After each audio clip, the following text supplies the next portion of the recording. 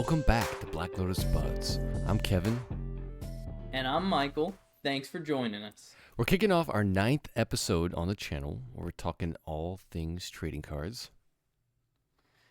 And listen, today I'll start things off. I wanted to talk to you kind of about a random topic on collecting, but it's about starting. If you were starting a trading card collection, and the reason is I did a video on this recently, and I want to hear your opinions on it. What I said everybody needed to do if you wanted to buy cards, start collecting. I encourage everybody to go out there and buy a pack. That's something you did one episode. I felt like you when I was saying it. But I was like, you need perfect fit sleeves. You need a secondary sleeve on top of it. You need a box. You need a binder. And you need something to display. And I basically explained that everybody should have cards that they keep really, really good condition as best as they can from right when they opened it. And those will go in perfect fit sleeves, in a secondary sleeve, and in a box for storage. I also felt like you needed a binder. And binders were kind of like hot topic issues. Like some people say they damage cards. You can't have a collection in a binder. But they're good for display and good for trading with people. So I argued that you should have one for one of those two things, your own collection or trading. And it can be like a master collection. You get one of every card in a set. It could be all the cute stuff. It could be whatever you want it to be, but just have it so you can put them in something you can flip through and enjoy. And then I said something to display. Like a card that you have out, whether it's just the raw card or for me, I've got some canvas prints I have on the wall from Sorcery, and I just think it's all different ways to enjoy the game. And if I was starting anew, I would have the ammunition to do all of those things. And my question for you, Kevin, is do you have anything to add, or do you have any ways that you would expand on that? If you were telling somebody, who's new and starting a collection, what could they add to that repertoire? That's a good amount of stuff to have available, I think. I would probably just lean in towards the organization of the cards, because there's so many different ways you can organize your cards. And you probably want to have a pretty strong idea going into it before you get carried away, because the amount of cards you can be ripping open, if you don't know where one goes, you can all of a sudden have like a junk pile of just super weird cards. We've discussed the towers of cards and how quickly they multiply. Oh yeah, and I'll have like 7.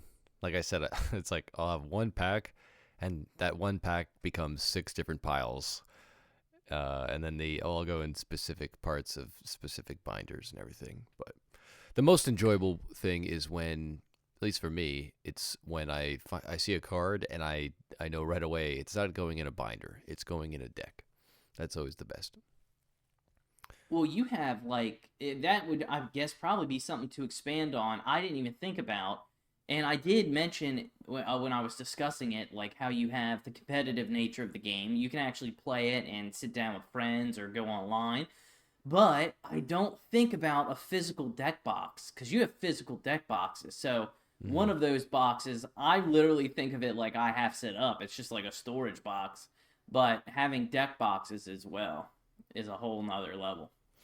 Yeah, and then putting in a card in a deck more than likely means you're pulling out a card in a deck, so then more organization with putting that card away. But that's where I would just say, if anybody's looking into getting big on trading cards, having organization is key. Before getting plenty of boxes, and just kind of learning along the way.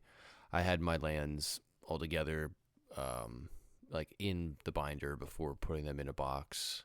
I've done that with other cards too. I ended up like pulling all of my artifacts out, and then they have their own binder. But then I didn't have enough enchantments, so then I just put enchantments in that binder as well. So it just works for me, and I would imagine anybody else who's just putting stuff away in a binder, they'll quickly learn what they have a lot of, and then keep it all organized.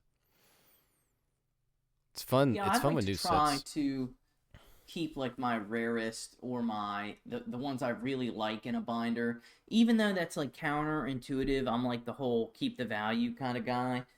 But it's because I want to enjoy them, and I have some of my rarest cards I had set aside because I was gonna get them PSA graded, and then I haven't done that yet.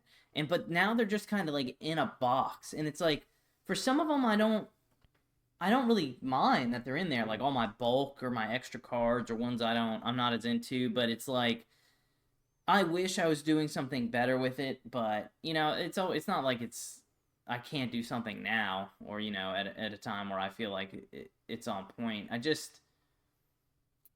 My binder set up where I have the Chi Yu collection, the Charizard collection, and my full art cards, and it's like it'd feel weird like just having some other random binder of everything else. It's like I want them to be able to be appreciated. On the same note, it's like I'm so paranoid about other people going through them that I probably wouldn't want them in a binder to share. So then it's like you're back to the box. But there's some sort of like balance between all those things because you can have a little bit of both. You can have the cards you play with, you can have cards you speculate on. You have your own personal binder. I would recommend at least a binder for yourself to show some cards. Like a Definitely. shoebox is good, but I don't know. It helps me enjoy them. I guess Yeah, some yeah, people they yeah. might have that box and they might just pull them out when they want, and it's just the same to them. But Well, I mean, maybe it's probably yeah. standard in like just when you're putting cards together in a binder that you probably put the most, expensive ones or the mythic, the more rare ones all together. And that's where one of my like bigger binders, just the very first page or first pages are just filled with mythics. Um, Ironically, I like in the beginning thought I had no mythics. Well, of course they're all in my decks, so it would make sense that I don't have that many that I actually see in the binder. But sure enough, I had them buried away in loose Ziploc bags that I had labeled this strategy. That it would be like a blue black deck idea. Early on, I had this simple like mono red strategy was the label on this Ziploc bag with 50 red cards, and a lot of them were rare or mythic, and I had no idea up until months ago when I figured this out and then actually pulled them all aside and went through and organized them a little bit better. But every time you get more cards, it's easy to just kind of get lost and be like, well, these are all going to either be added to the collection or be added in with another direction. And again, I think the organization is just key. If you have an organization idea, then you're good. Yeah, the whole concept of collecting is such a funny thing. I'm glad it brings me joy, but it's like, you know, it's like what is it all for? You want to hoard it. It's that hoarding mentality. You get that way in Path of Exile. I mean, I feel like you try like I feel like your stash tabs are probably 100% full. And it's only early. It's only early access too, so that makes it even better. Just hoarding away You know, items I, that are just going to be completely poofed. I didn't intend on bringing this up now, but since I brought it up, I'm gonna Of go ahead course. and bring this up. I was an accident, I swear, but I have it written up here too. So the topic's a little different. I did want to talk about Path of Exile, but I was recently streaming and I had somebody come in there and I was on a witch and I'm just vibing and going through the content and I have basically looked up nothing. I like opening up a pack and the adventure of opening up a pack, and I like seeing other people go through that, and I think it's part of the joy. I don't think there's anything wrong with buying singles. I think it's preferred to a certain degree for a lot of things, trading cards. But the pack is the magic. And to me, playing Path of Exile, the magic is just playing the game. Like, not looking up a guide and playing off the guide. And I basically had somebody enter my chat, and he's like, yeah, you're doing it all wrong. You got to do this, this, and that, and that. And I was like, well, hey, I'm not going to do any of those things because I'm just trying this out, and I want this character to be experimental, and I want to learn. I want to go through these hurdles. And I want to know your take on this too, because I feel strongly I'm gonna have points where I just finally look them up. I look builds up and I make them. But my thing is, there's time for that. And I waited 20 years plus for a game of this, like this, to come out of this caliber.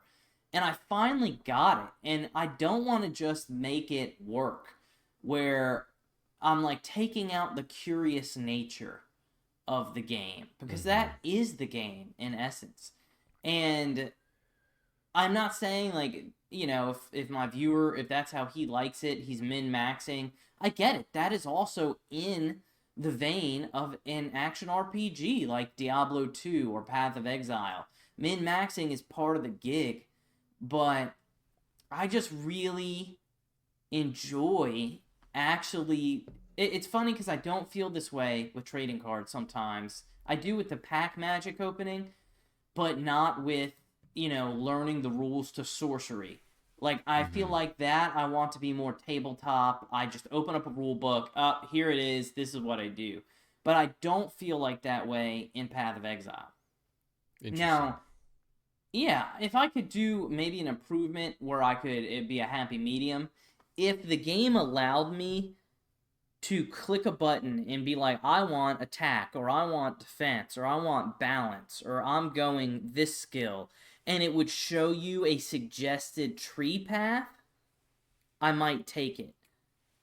And that's essentially, I guess, the same thing, but it's personal in the context of me. I'm just in the game playing it, but I don't want to look up what's the meta build and how is everybody else doing it, even if it would be more beneficial. I'll get more items, I'll understand things better, and I'm picking up little tidbits here and there, but I just want to explore it the first time. Yeah, I'm right And there I with just you. wanted to know your take on that. Yeah, I agree. It needs to be just like open ended, open world. Just roam around at your leisure. Go pedal to the metal. Slow your pace. Do whatever it is that you want to do to get the most experience out of it. I think is how a lot of people are gonna find the way that they'll like fall in love with the game. If they like this type of game, especially with us coming off of Diablo, and being like so heavily involved in even the small tweaks that they started making as far back as when torches started actually becoming a thing, and then Uber runs all kind of came from nothing in a way, and then that built like a culture around that part of the game, and what people liked about it, didn't like about it, kept in like the Diablo world, probably into Diablo 3 and Diablo 4, where they just kept getting it wrong. But now we're in a point where Path of Exile is showing a lot of promising signs, and it's exciting to see actually what comes out of this. We were talking about it earlier, and it's going to be wild when they actually do pull the trigger and release the game, to see all the tweaks that they would have made coming from extensive in-depth gameplay of the early release, and comparing that I to feel how like it'll be in a couple months. they're gonna have to balance it again because they're gonna have six more characters. It's gonna be like basically you'll have six really balanced characters, and I feel like the other six are just gonna be like broken in Everybody a just gonna similar be smart enough to fashion. just jump on those new characters. Just all right, they've tamed down these other guys. Let's work on the other ones now. Well, I'm interested to see if, because my viewer suggested, he was like, "Listen, you're not gonna be able to do it." He said, "Doing it your way, it's gonna take you 20 years." But he's coming from, he watched 20 minutes of gameplay and was like, your build can't do it. And just because I have a build now doesn't mean I won't change it. Because it's changed like, every 20-hour gameplay, or when I hit a wall, or when Yeah, I get an item. And of course. so it still has room to evolve. I'm just not copying and pasting someone else's build onto mine. And I might end up at the same place, but I want the journey to be part of it. I just want to Yeah. I want to do it myself and experience it, because if I don't do it now, there might not be. This was 20 years in the making, or whatever, however long it's been since Diablo 2's released. And it's like I might not get another game I feel this way about and I go this deep. Hmm. And maybe I will in 20 years, but I certainly don't think I'm not going to count on it. Like, I'm going to enjoy every bit of this for what it is. Yeah, and everything they've done so far has been phenomenal. from my point of view. I mean, just like Yeah, it's overall, been great. yeah. When you compare it to these other older games, you know, you start to run out of comparisons at one point. You're like, okay, this is actually done the right way. There is no frustration through this part of the process. You know, picking up mana potions. Don't worry about it. I do like that. And in Path of Everything. Exile 1, you literally would just at all times, like you were like hitting your skills, and every like second you would literally hit all four keys, 1 through 4, to use all four potions because they did different things. And it wasn't like a dynamic like, oh, I'm using, it was just part of your build. You had to do it to like perk all, like to get your stats up basically, and it was essential. You couldn't go without it. And this game, it's you're literally watching your life and your mana, and you use them when you need them, and it's strategic to make sure you don't run out, and you use them at the right times. And they nailed that part. I mean, for sure. Nice. I tried to look up. I do want to start bringing some news and events for Pokemon and things. So I try to do some research on what's happening in Pokemon. I don't really have anything right now that is very new or exciting, you know, in the trading card world. I looked and saw that there's like a Pokemon promotion coming to Canada for McDonald's, like Pokemon cards at McDonald's. The problem with that has a lot of appeal to me. I don't know if that has appeal to you. I'm not really a fan of McDonald's at all. But I do kind of want a special promo card. You know what I mean? Like, give me my kids' meal. But I know that people go crazy, and I don't really want to sit in line for a trading card. And I really feel like I would sit in line and they probably run out of them or something. I don't know. It just seems a little bit too much. Yeah. And then I read something that was interesting, but then I learned it might be a jumbo card. So I don't know if you're familiar with this, Kevin. Pokemon makes cards that are gigantic. Like the size of a small book, like a small Bible. What? Like instead of being trading card size, they're Like enormous. a mini iPad. They're all Yeah. Yeah, that's it. Wow. It's like it's a big old card. And it's all to scale just like the regular was, but it's much larger. And they're just promotional things. Sometimes they come in boxes as like a gift set. I guess it's something you could display. I've never really been into them, but you know they're a thing. And there's coming out with one, and it was notable next year. I think it said April. And I was excited. I thought it was a regular card, like a holo you get in a pack, which would have been bomb. But it's going to be a promo jumbo card that is, what is the word? Lenticular? Basically, like as you move it, it shows two different images. Oh, that's cool. I love It those. is cool. And I wish it was on. Dude, imagine you're ripping Pokemon packs. I'm like, yeah, I went to the store and I got this for $5 at Target just because I felt like it. And then it's two different action scenes or like two different. Oh man, it'd be sick. There's It'd be one of my absolutely very sick. first baseball cards was a Cal Ripken Jr. card that has that that ability. I don't even know. It's not the ability of the card. It's like this isn't a mechanic of Right. the card. It's like the actual card changes when you move it left and right, and it had that in it. It was so cool, and it was so silly. Was he like swinging the bat? Yeah, in a way, it was like a bat on one, and then if you move it, then it shows like a baseball, from what my memory was, and it's like worth $1 now. Like, so it didn't age well with time, but it was one of my favorite cards in baseball just because of that. It just was totally different. So I can see how, yeah, there would be a crazy appeal. I would think if you're actually like opening a pack that has a card like that, totally different from what you've seen in the past. I would have fun with it. You know, baseball and sports cards are wild because they have like they'll like put cards in there that have autographs, or like there's one that's like a booklet and it's like the whole team will have signed the booklet. There's some that are like football cards where it's like pieces of in-game jerseys and stuff like right, that. yeah, like the logo or emblem from this player's jersey. Yeah, that is wild. Dude, imagine just having like I was a big Patriots fan. Imagine just having like a game worn jersey piece from Tom Brady from like the Super Bowl. I'd be so hyped. I don't know if Oh they. yeah. I mean, I guess that would be worth money. I guess, but I don't even know, dude. Like, how many can you produce from that? You know what I mean? Yeah, Like, you maybe cut up a like 4-inch section on the jersey and utilize 16 pieces in 16 cards or something. I'm not sure. I'm sure you could look some of this up because just looking at years prior, a lot of this is big in soccer, in baseball. I would imagine in NBA, NFL, all of these sports. bro, imagine having like.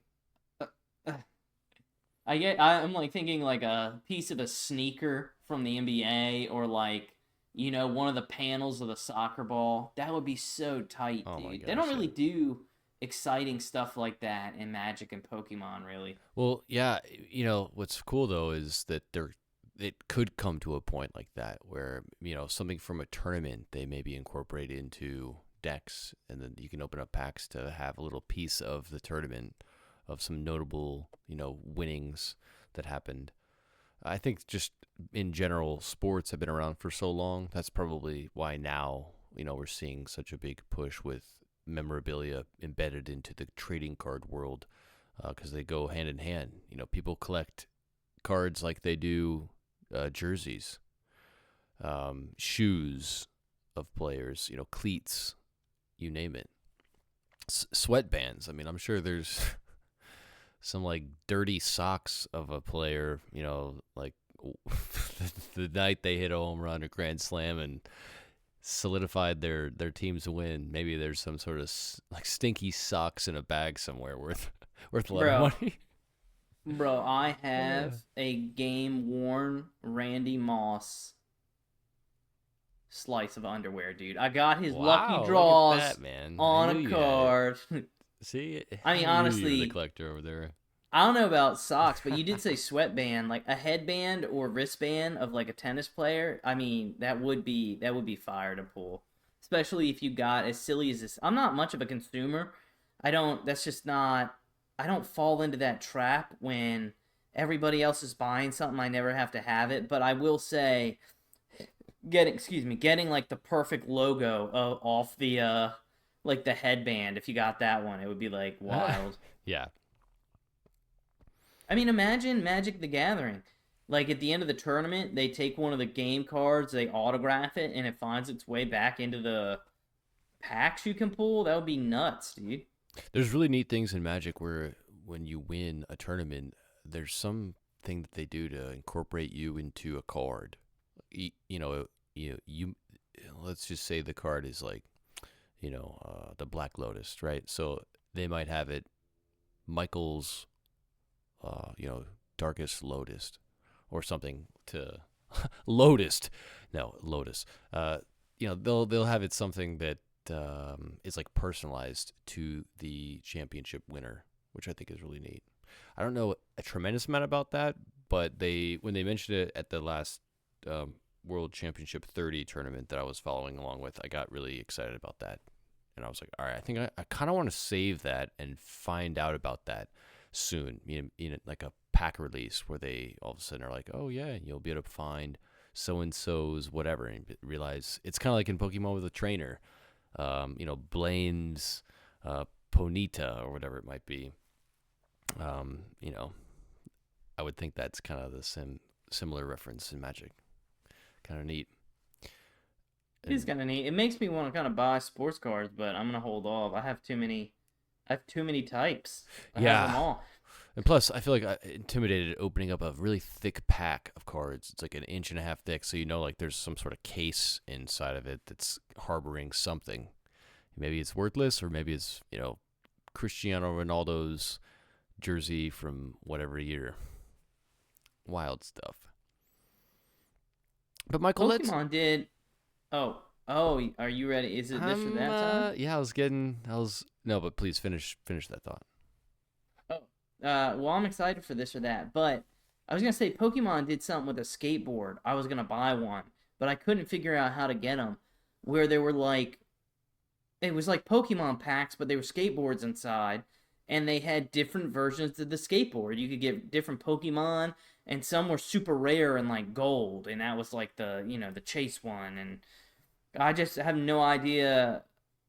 I've seen videos of them, but when I go to order them, you can order skateboards. Most of them are like sold out. But I wanted the mystery pack. I wanted the pull. You know what I Yeah, mean? Like, which yeah. one did I get? I don't even skate. You know? Sometimes it's all about just hitting big. Well, it is that time, and it's now this one or that one. Which one will it be? So tonight, Michael, we're looking at 2 1-mana cards, pitting them up against each other. Are you ready? Were you born ready for this moment, Michael? Listen, I've spent the last 2 weeks doing nothing but memorizing every Magic the Gathering card. I've gotten like 98% of them committed to memory. Um, yeah, you can't fool me here. I got this. All right, then. Well, in that case, we're just going to give you the card names tonight, and then you will decide which one's better. Okay, no, Well, here we for go. our listeners, For our listeners, I mean, don't do it for me. Yeah, Do yeah. it for the listeners. There you go. I'll break it down. So I pulled both of these from the upcoming Innistrad Remastered pack, set release from 2025 here. These are cards that are upcoming in play. And there's a whole bunch of great cards. There's a lot that are from older times, a couple reprints, and we'll get to a couple of those later. But in this case, these two are just 1-mana cards. They're both really strong, so I just kind of want to explain to you what they do and then let you run with the idea and tell me what you think, which would be better in competitive play. So the first one here tonight, Mausoleum Wanderer. 1 mana, and it is a island, so it's a blue. This is a creature, and it's a spirit creature. And this creature is a 1/1 with flying. And these are the 2 abilities other than flying. Whenever another spirit you control enters, this creature gets +1/+1 until end of turn. So if you had, bunch of spirits entering the battlefield all during 1 turn, that would beef this one up quite a bit just in 1 turn. And then its other ability, sacrifice this creature, counter target instant or sorcery spell unless its controller pays X, where X is this creature's power. So, during your turn, if this creature was already out there during combat and is able to attack, you could play a card that creates 3 1/1 spirits. This will then beef up this creature, giving it +3/+3 until end of turn. It could be a 4/4 creature now with flying, attack, and then through the rest of the turn, it would still be a 4/4, and then perhaps be able to counter any instant or sorcery spell the other opponent has. So that is the first of the 2 cards tonight. Any questions? No. It's I think it's a mouthful, but not a whole lot going on. And then here we go. Mass Hysteria is this next card, is the that of tonight, and is a 1 mountain. So it's a red. It's an enchantment, and this is what it reads. All creatures have haste. And the haste mechanic is if the creature enters the battlefield, once it goes to combat, it can attack that same combat. Any other creatures are going to have summoning sickness, where they just have to pretty much wait 1 turn before they're able to attack. So this is all creatures have haste, which would also include your opponent.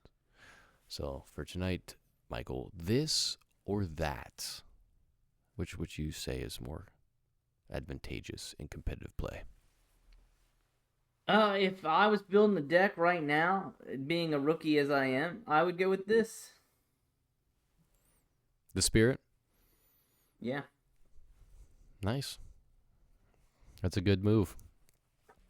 Solid. It helps you early game. Just keeps helping you. I've said this a couple times, but it is important to know in Magic, when there is a creature with flying, which this one is, Mausoleum Wanderer has flying, the only way it's going to get blocked is if your opponent's creature that is now blocking this one, either that one has flying or it has reach. And rarely, if a creature doesn't have flying, probably the other opponent is not going to have a whole bunch of cards with reach. I mean, some do, but there's not that many amazing cards in Magic that have reach as an ability. That's kind of like a defensive ability, and that card might be working for you to try to block as much flying damage as possible, but avoid like dying, because that card is probably something you're going to want to stay on the battlefield and help you with your defensive strategies. But in this case, Michael, I would be actually leaning into that. Mass Hysteria. Oh my god. Yeah. And it's just really knowing the strategy. What's wild is sometimes giving your opponent haste can actually like not help them at all. And I say this because most of the time with a red deck, most of the time, you're on the offense. You're attacking. They're going to be defending. So when they play a creature, they're probably not going to want to attack with that creature right away, because they're going to want to use that creature to block you when you attack. So Mass Hysteria can in a lot of ways help you kind of complete your deck idea. If some of your amazing creatures don't have haste, get them out there right away just with this 1 mana card. And that can help you late game, especially if you draw this card, on like the turn 10. Everybody has 7 mana. You're deep in the game, and all of a sudden now you can just drop this as a oopsie, like a unknown, and then just with that 1 mana, you might have 6 left over and play some crazy large creature that can now immediately attack. That would be a game-winning combo. Stacking that with a couple other enchantments or other sorceries, you could really turn the tide on your opponent. But those are both really good 1 mana cards, and I appreciate you playing the game. And although you weren't right, you were not wrong. So, bravo. Well, I'll take it. I'm still learning. I tried to log into Play Arena earlier today, and I couldn't remember my password, and I was unfortunately unable to play and unmotivated to go to my email to reset my password. Well, it's probably those detectives. They're still, out there looking for clues. You're going to have to wait a little bit longer before the vampires come around. That's what Innistrad is going to bring us, a lot of vampires. I'll let it settle a little bit. I'll try again. No worries. Yeah. The biggest one of this newest set, or like I say newest set, but it's just a remaster of Innistrad.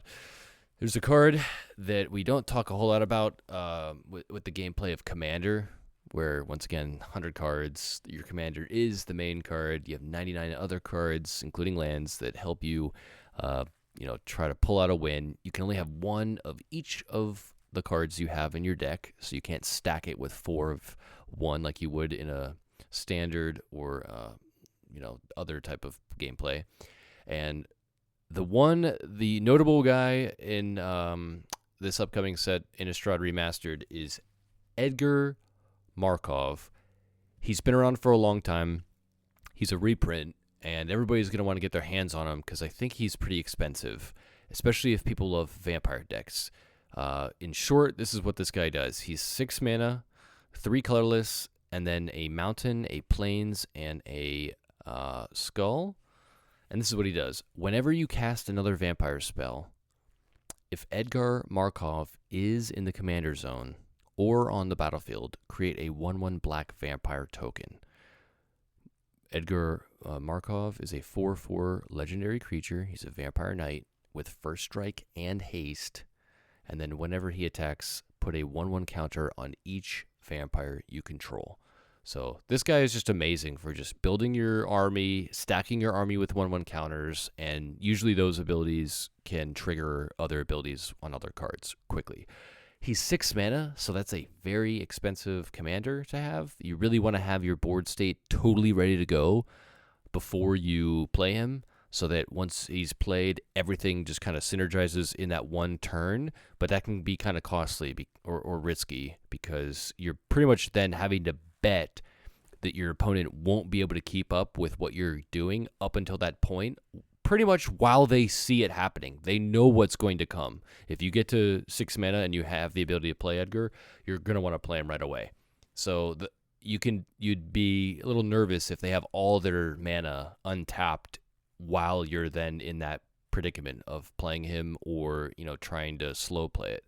But that's a really cool card coming out here in this newer set. And if anybody's looking for these cards, the ones you'd want to grab are the Showcase Edgar Markov. And that was the newer thing that I wanted to kind of segue into this segment, Michael, with you. In Magic, in 2025 and moving on, it seems like they're honing in on one particular card in the set and making that card a big deal, having many different prints of that card, many different designs, and then having like 1 out of 500. So having a tally of, I forget what that's called, but having a set, like a serialized number. There you go. Yeah, they're having serialized numbers of a lot of these showcase cards. And again, it seems like in each of these sets, they're focusing in on one. But on top of that, I think it might be one per color in each of the sets, so you really don't know. Maybe there's going to be a handful of these cards that just look totally different from any other card you've ever stumbled upon before. And then one. I like the idea. It is you don't want to get too crazy with it, because Pokemon did this, and I think they're coming out with a set next year, and they said there's going to be 3 sets of reversed foils, and it's bro, why? So you'll have the card, you'll have the holographic card, you'll have one that's reverse foil, so that the holographic is on the lettering instead of the artwork. But then those, I guess, will have versions where, I know one example was some had Pokeballs and some had Master Balls, and it's just even that, I'm not really hype about it. I guess it is fun, because it's too much to I'm not going to be able to get a master set of a collection like that, because now there's so many copies of everything. And the same with Magic. You wouldn't want to get it to where, would you want every single individual card to also have a serialized 500 cards out there? It's I don't know, to a certain degree, I feel like it's a little crazy. But I like the idea. I think what you're talking about, one for every color, every one of one single card highlighted. It kind of adds to the fun. But it's I feel like Slippery Slope is, I guess, the horror movie that my anxiety is playing on this situation. It's 2025, you got the cool card, you get the serialized one. They had the 1 of 1 ring that, was a crazy thing. But then it's in 2 years from now, just every card is serialized. And it's I got number 7. And it's I got number 1,182,000. It's I don't know. Well, you love the artwork on these, and that's what's really crazy about these showcase ones that they have, where they've really changed the entire layout of the card, where you pretty much would just, you really do need to know the game, or at least know that card, if you were to just happen to get this card and be oh, I'm going to play this in my deck, because it literally does not look like another card that you've seen before. So everything is all over the place, and it looks really cool. I gotta give them the benefit of the doubt. But literally serialized? They Like do. there's a number on Yeah, it? they have. So some of these showcase ones, they're serialized 1 through 500. I think is all they do. Um, and then there's some that are not serialized, um, but they are this showcase like artwork where it just looks Hmm. totally wild. Like things are on the left side of the card and on the right side of the card, where normally it's just in order and easy to follow. And this is just kind of like thrown out there like, wow, there's a lot to see. But to the experienced player, that's what everybody is looking for who's been playing this game for a while. You want the card that you're like, okay, I obviously would know how to play this, or I know what this card is. I've seen the original one, so it's easy for me to know what this card does. But to a person who just literally opens up their first pack and pulls one of these amazing showcase cards, they would be like, "This is this like a card I'm supposed to throw away?" It looks so different. Hopefully not. I mean, it looks amazing, but it definitely does not look like any of the other cards. Almost like the artwork ones. I think that when you had first pulled some Magic packs, you thought, "Oh shit, these are the ones that I wanted to actually hold on to and keep." Well, no, I mean those are just cool artwork ones. You really want the borderless. That's I guess like now like the showcase type of style, which is prominent in Pokemon too, right? There's a lot of this borderless ones where you just see more artwork on the actual card.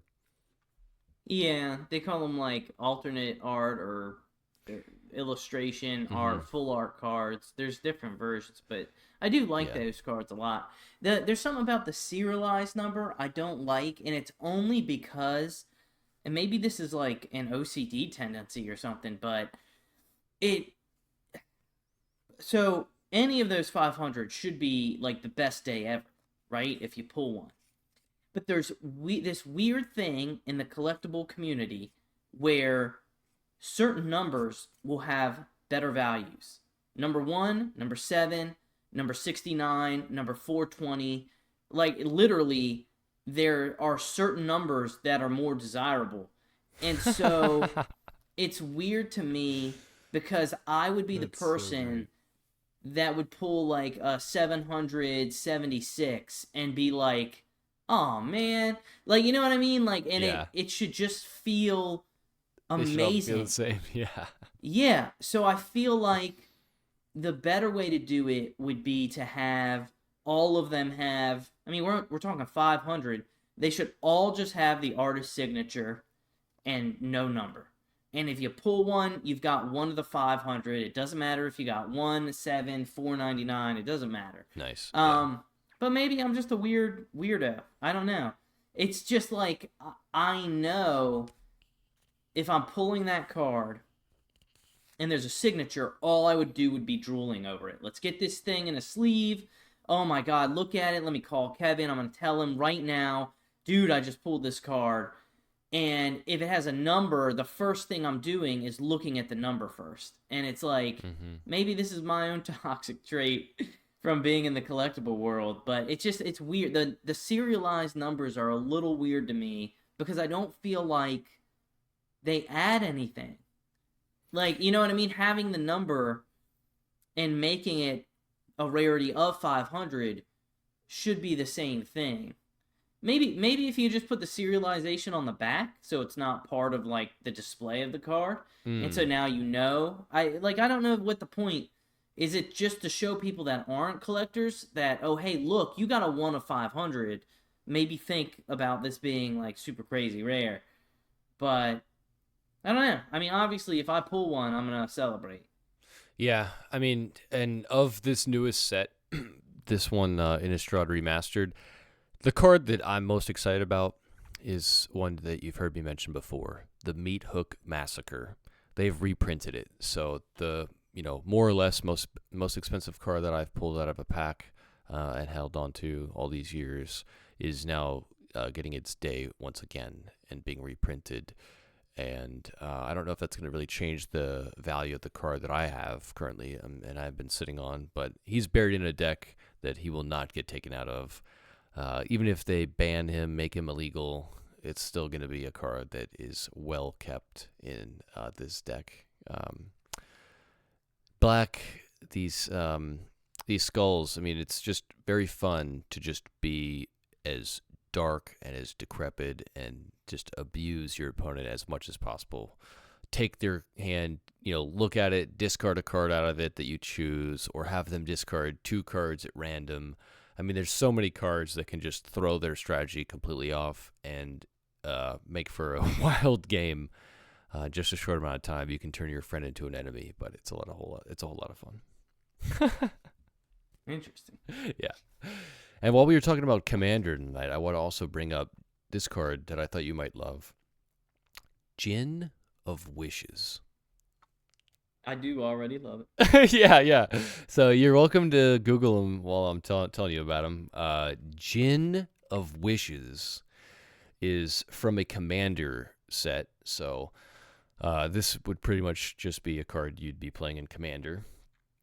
It's a creature, and it's a djinn, of course, 4/4 with flying, so very strong, and 5 mana, 3 colorless, 2 island. And then his ability is pretty straightforward. Djinn of Wishes enters the battlefield with 3 wish counters on it. Are you seeing this guy? Oh yeah, I'm looking at him. Yeah, he's very aggressive here. Really making sure you follow through with the wish that he provides to you. But yeah, he's he's like a blue genie, but he's got like these long claws, this long intimidating claw arm. Yeah, but those fingernails not have not been unlike trimmed. I could imagine a djinn. I mean, this could be a djinn. They did a good job. Yeah, and then for 4 mana, you could remove one of those wish counters from him. Reveal the top card of your library. You may play that card without paying its mana cost. If you don't, exile it. So if you don't, remove it out of the game. So that top card, could simply be a land, and that could be frustrating. Or the way that you'd be able to use this card is you'd have these cards in your deck that are draw the look at the top 3 cards of your library. Put 1 on top and 2 either on the bottom of your library or in your graveyard or something of that nature. So there's a lot of mechanics that you can incorporate that can get the card you need, that maybe 9 or 15 mana, some crazy absurd number. Get that on top of your library and then use this djinn and be able to pull that card off the top, play it without its spending its mana cost, and really be able to get an advantage on your opponent. So I thought it would be only notable to bring up the djinn. Yeah, it's a cool card. Yeah. I definitely need to take time, and because whenever you pull up a card like that, you're picking cards that I think are really neat, and it makes me like want to go through. I've never gone through my own cards with the amount of time. I always do it as part of like a video that I make, and then I put them away because I'm like trying to organize things, but I haven't gone through and appreciated. Like I bet you I got cards like that. I'm sure. I don't know if I've done this before. I may have done this in a segment before. I may have talked about starting a collection too, but I brought it up because it was relevant to something I'm doing in my life, and that's kind of how we roll on the podcast. Oh yeah. But I want to try. I'm gonna open up a pack of Pokemon cards. I feel like I did this on one of the last episodes, but I can't really remember. I want to get to the rare and then talk about the art and then the actual like the battle dynamics. And I realized that I can get some magic and do this too, which may be something I roll up to the store and do. But for now, I have a Pokemon Paradox Rift. I'm going to rip this pack open fairly quickly here. Sweet. Let me ask you, as you're ripping it open, when did this pack come out? I don't know. That's funny for a couple because years? I can read the year on the bottom of the first one. But I had this stashed away. It is a 2023. So I've only had it for a year. I can tell you what, there's some shiny edging going on in this pack. I don't know if that's good or bad. Sometimes I feel like that's really good, and it's just like a normal reverse holo or something. But so yeah, I guess from last year, I had it in a bundle that I had set in a box of like things I just kind of collect. But we'll go through and get to the rare cards so we can play our little game here. We've got a Dwebble, a Horsey, a Joltik, kind of neat looking Joltik, Loudred, an Iron Bundle, Techno Radar, Counter Catcher, Titamos, which is a reverse holo, a Milk Tank reverse holo, and here's what we waited for. It is Dun, dun, dun, It's dun. a Steelix. Steelix. It is not a crazy good card. It's just a regular holographic rare, just a normal old card, and I dented it immediately by dropping it onto my keyboard on accident. But it is 180 HP. The art itself is actually quite boring. It's like just the Steelix in kind of a cave. There's some rocks and some silver. The whole card is just silver. It's just kind of this gray card. It's kind of bland looking. But then the attacks for 180 HP is crazy. You have to evolve this thing off of an Onyx to get it into play. And for 1 metal energy, this attack does 130 damage. And it says this attack also does 30 damage to each of your benched Pokemon. Oh, so the attack is Earthquake. So I guess Wow. it's rattling everything and it's hurting your own benched Pokemon, which is wild. It doesn't say that it hurts theirs, which is sad. So that's a lot of damage to do. I guess if you don't have benched Pokemon, that's the way to do it, but you risk having this thing out on its own. There's also for 5 energy, for 2 metal and 3 colorless, so 5 altogether. Heavy Impact does 180 damage. This card is kind of crazy because it's got some downsides, including a retreat cost of 4 energy. Wow. So That's pretty high. not right? a lot of that's pretty up there for that. It is weak to fire, resistant to grass types. An interesting card. I have been playing TCG Pocket, so I don't know if this card is this is literally just a regular rare card. So I don't know if this is a reflection of how crazy power scaling is in the regular Pokemon card game. But I'm surprised to read all those numbers like that. Yeah. This isn't meant to be a nutty card. Well, I mean, he seems like he can serve somebody's strategy, but at a pretty high cost, I guess. I mean, it's always hard, like with Magic too, like doing Arena and hearing about cards, and the same with Pokemon, reading a card like that and wondering how practical it is, because it's always these levels where if I'm just hanging out with you and we go and buy a deck and then we buy some packs and we add it, I think things are kind of fun and fair. But it's like my mind always jumps to just the highest level of competition, and it's like I feel like that Steelix doesn't make the cut even. And I don't know, it's just so impractical to think that way because I'm never entering any competitions for cards. So I really just should enjoy it as it is and for what it is and at the level I'm at, instead of always like scaling in my head. Mm-hmm. It's like, well, More I'm likely. not. Yeah, I'm not World Series ready, but it's like, what World Series am I playing in? It's the min-maxer mentality. That's the same in POE2. Maybe I should adapt it for my trading cards. I stood firm when that guy was like, you need to, and I was like, I don't. I really love this witch. And it's not even a witch. I'm using sorcerer skills. Like it's broken, it doesn't make any sense, and I'm loving every minute of it. Yeah. And that's the whole point. It's like figure out what you can do with that wild skill tree that they have, that passive skill tree that's just is this beautiful constellation of just opportunities. It is. I should start. I'm gonna try to start looking at cards like that. So that Steelix is just an opportunity in somebody's deck. Oh yeah. Cool. It's still a very bland card. Just so much silver. All the colorless ones seem to be. But it's foil though, right? Doesn't that do anything? Yeah, but like no, it's because it's like the foil is silver. So it's like silver on gray on a silver Pokemon on a silver artwork on the silver backdrop on the silver border.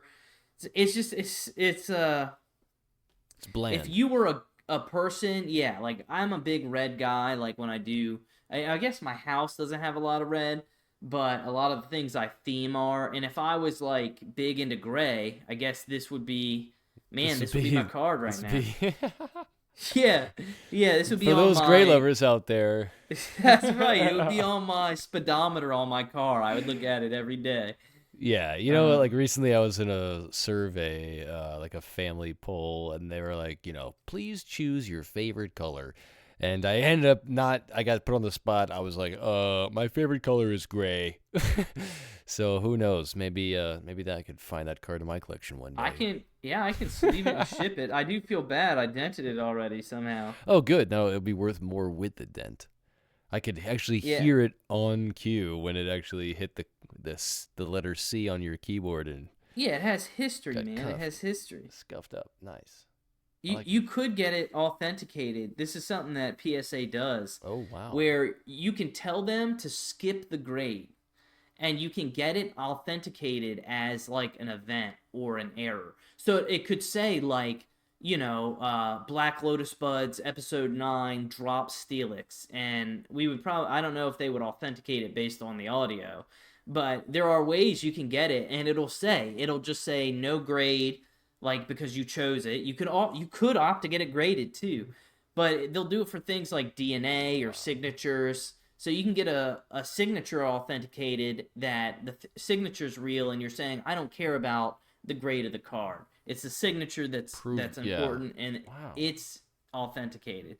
But I Crazy. mean, we could get it. We could name it. I think Add it Steelix to the the list. Gray. Oh yeah. I mean, the last podcast, I was all like, eager about getting or a couple podcasts ago, I was really excited about getting a card graded, but that was exactly it. One card graded. You were even like giving me this false sense of hope, like, yeah, Kevin, you might be getting a card graded before I get my cards graded. And I was like, wow, I guess so. I really might send this guy in. Well, as I found out, I think even through you in that episode, I realized, oh, it sounds like you have to have a like a minimum amount of cards to send to all be graded at once.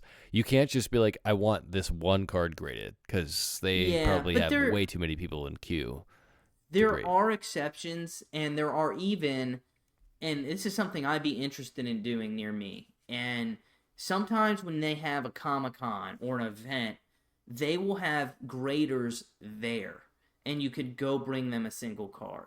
But that Oh, is like a that's really, cool. I don't know if it's a regular thing I or want it if to it be a was regular very thing. special and it was on a YouTube video, but it's happened before. So I believe it's something you could, I want it to be a thing too. Like you go, I'm like, I know I got these bangers. I want you to grade these cuz I might Yeah. not have 10 I want to do with, and I might not want to insure them and ship them. There's also GameStop, which I am a huge anti fan of, but they, I believe, can take singles now to grade for PSA. There's been a lot of problems. There's been some theft of employees stealing cards. There's been problems with authenticating, and I'm sure there's also a lot of positives that came out of it too. I'm not a fan of the company itself, but I Mm. may be alone in that. But I'm just saying there are options, and that's one of them. I just don't want to be attached as a fan of GameStop. Uh, Well, yeah. so, like, grain of salt, I guess, Teach is his all I'm own. There you saying. go. Yeah. But yeah, it's a possibility. It might be something a viewer or a listener might be into. Um, Nice. Mm. now, I feel like we have picked up on some good conversational steam here towards the end. But do you think this would be a good time for our ending segment? Yeah, we'll save everything for the next one. We got a whole year ahead of us with a whole bunch of new exciting stuff that's happening, so I'm sure we're going to want to keep the conversation rolling. But yeah, let's get on Yeah, into it. yeah, we will. I've Oh, enjoyed it here. I gave you my gin So of wishes. I want to hear what you give me.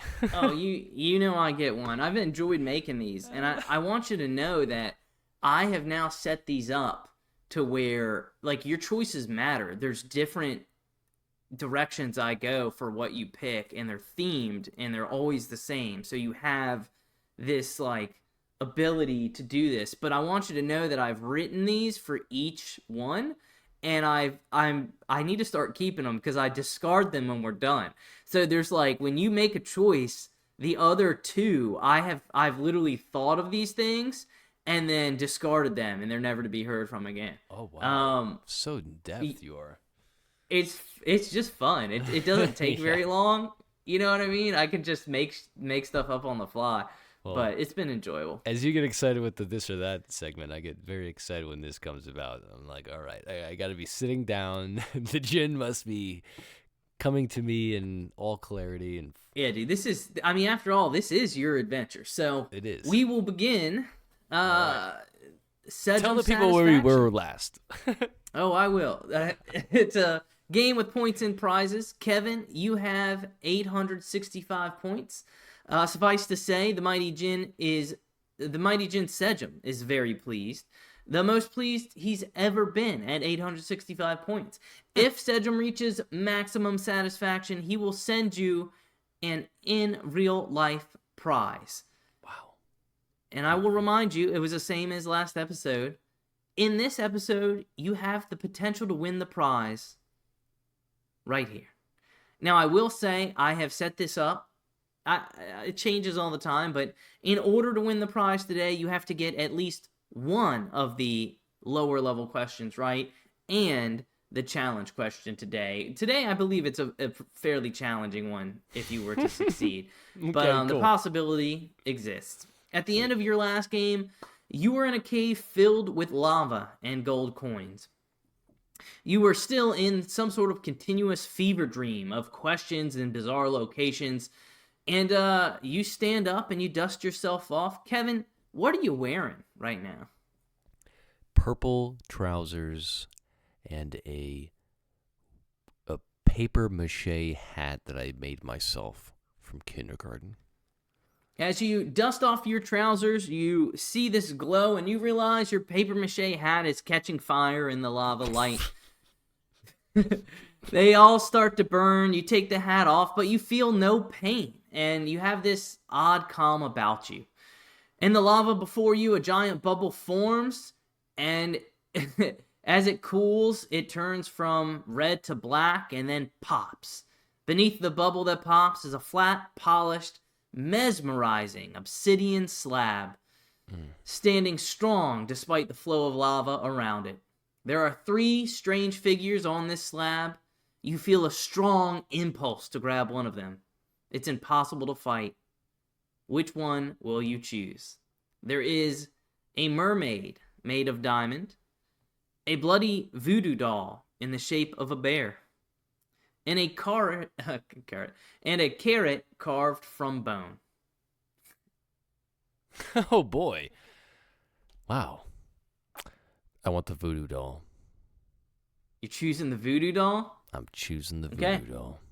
You reach forward and you pick up the bloody voodoo doll in the shape of a bear. As you do so, the lava turns to blood. The smell of the cave turns dank and disturbing, and you notice all around you these grizzly bears of white fur covered in red, and they are running this insane operation of torture. And you see these giant salmon with Holy little thin feet and little thin arms. They're like people, but they're still fish, and they're just begging for their life. And you see the bears torturing and slicing pieces off, and a bloody carcass of a bear, like a bear with blood of the carcasses of salmon, just enjoying little slices of it. And as you gaze around in sheer horror and disgust, one of the bears charge you. They stop short. The guts and fish kind of splatter on you. And he just stops and he says, "Your good friend Michael has purchased another card. What set is it from?"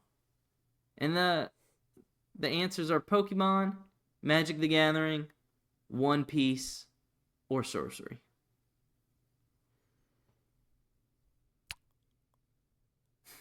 We are going.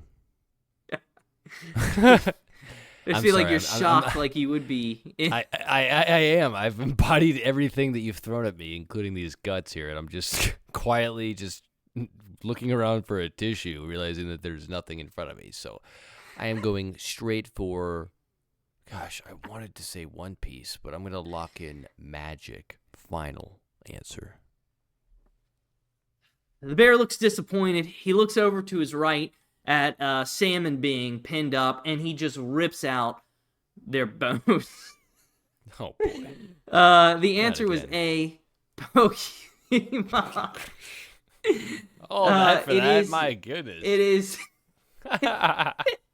He informs you it was another Mew, as the same card as I got last time. Actually, I would have guessed it if you give me the opportunity. Darn. it is a full art Mew, and the splash text, the flavor text, is something similar to the other card. It keeps telling the same story that you were learning before. It says its DNA is said to contain the genetic codes of all Pokemon, so it can use all kinds of techniques.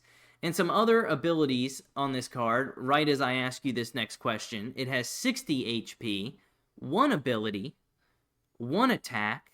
The attack requires a psychic energy and a colorless energy. And the question is, what is the attack power?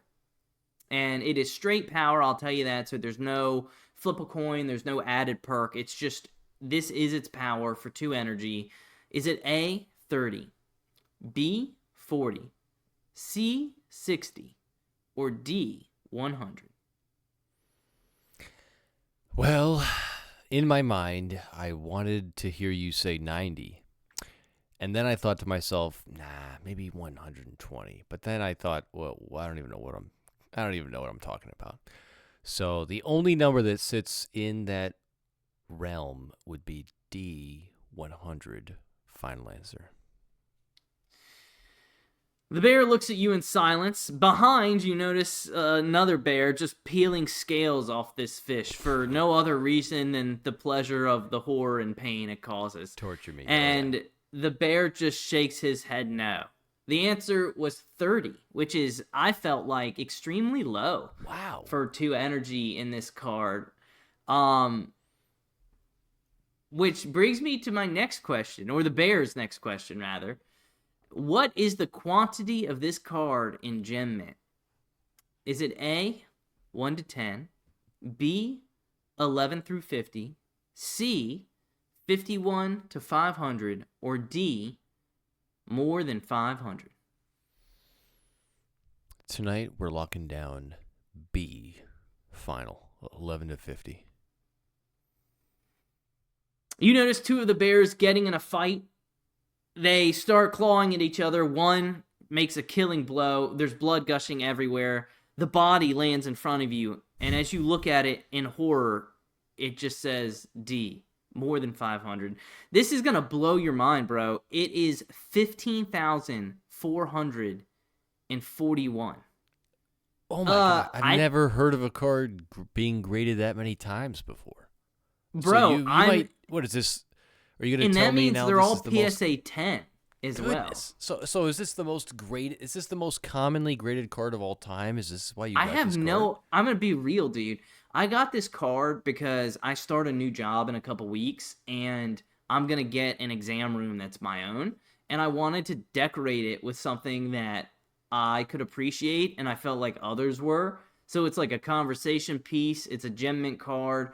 The artwork is a Mew sleeping on a bed of grass and flowers with a half-eaten piece of fruit, with the shine directly on him as if from moonlight or sunlight from above. In this mystical forest around him are other Pokemon. There are some Nidoran, a Nidorino. Oh. There is a strange fish, which I can't explain how that's even in the realm of the card. Is it under the ground looking up? There's a crane. There's some bees and owls, some squirrels. There's a unicorn, which I didn't know that was a Pokemon. Is it a Pokemon? I can't even tell you, dude. And so I just thought it's a beautiful card. It's a discussion piece. It's a Gem Mint. It's a look into my life and something I'd be proud to have on the wall. It was, I think, $41 after shipping and tax, and it is Japanese. But I was also shocked. Like, I can't even answer why. I don't know if this is a promo card. It says number 183 out of 172, which makes me believe it's something you would pull from an actual set of cards. But I don't know, man. Those numbers are insane. So, yeah, maybe it's more of like that battle Academy where it's like all the same every time you buy it. It was hard for me to figure out because after I bought it, I bought it to display, so I'm not really worried about all that. But after I bought it, I was having trouble finding information on it because it's all Japanese. Which brings me to the challenge. Now, the challenge today is worth 110 points. We would, if you got it incorrect, take half of the points you earned from the previous rounds, but you did not today get any points from that round. And as you look at the room around you, it starts filling with blood. You're uneasy. It's getting up to your knees, and these polar bears are just going on with their business as if this is part of the normal day, a truly horrific scene. And the same polar bear that was asking your first questions looked at you, and he asked you this question. The text on this ability for this Mew, I had to look this up because it's in Japanese, and this was difficult to find. But it says, once during your turn, if this Pokemon is in the active spot, you may look at the top X cards of your deck, reveal an item card you find there, and put it into your hand. Shuffle the other cards back into your deck. The question is, what is X? So how many cards do you get to look at from the top of your deck? Do you want me to read this thing again? No, is it multiple choice, or am I completely in the dark here? You just in the dark on this one. All right, well, then, in that case, I am very eager to choose 3, 4, or 5. But Pokemon seems to be a very this or that type of game, if I will, or if I may. You may. And I will say 4. I think 5 would probably, but I don't know how many cards we're talking about. So I'm going to lock it in 4, final answer. The grizzly bear, he dips underneath the pool of blood. You feel something bite your ankle and drag you under. The answer was 6. Oh, boy. Yeah, you get to look at 6 cards and take an item card you find there, putting it into your hand. I guess I should have understood that. And then what, you just shuffle the rest of them back into your library at the bottom or something? Yeah. And again, this one's hard because I couldn't find English, and that's weird. I don't understand why. Everything in Pokemon they do in Japan, it gets released in all the other countries. So I don't know what's up with this. It says it's from 2022 from Sword and Shield. That's an older set. So I'm a little confused to that. I don't know. Maybe I just can't internet like I used to. But yeah. I mean, you're right there at winning your prize. I'm really excited for you to get it and talk about it on the podcast. But today is not that day. Today is not that day. Well, how do you feel about? You ever gonna pick the bloody voodoo doll again? I've had a bad run of things, so I might need to start changing it up if you know what I mean. But bro, as soon as I change it up, you'll change it up. So gotta be careful. I want you to know that I didn't put a lot. I should have written it down better. But I mean, I figured it was pretty horror enough. But there was one with the koala that was. Thank God you didn't pick the koala, dude. I'm not even. It's just we'll just leave it at that because, yeah, it was. This was Path of Exile horror. The koala. I mean, it was just bad.